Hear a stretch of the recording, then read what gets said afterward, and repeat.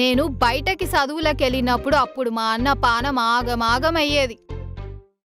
అది మామయ్య మంచోడు, నిన్ను మంచి చూసుకున్నాడు. వీడట్లా కాదు. అవ్వత్త కోతిగాడు. పొద్దున్న ప్రిన్సిపల్ కొట్టిండా, రాత్రి కేక్ తిన్నాడా, మళ్ళీ చదువు రాదు అని మమ్మల్ని నేర్పిస్తాడు. నేను చెప్తలే వానికి. వందన, నా బిడ్డని బుట్ట బొమ్మ లెక్క రెడీ చేసినావు. థ్యాంక్ యూ అత్త.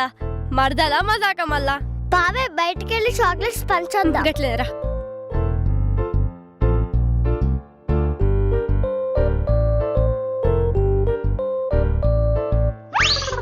అబ్బో చిన్ని మంచిగున్నావే, కిరాకున్నావు బో. తయారు చేసింది ఎవరు అనుకుంటున్నావు? షేర్, వరంగల్ కా షేర్.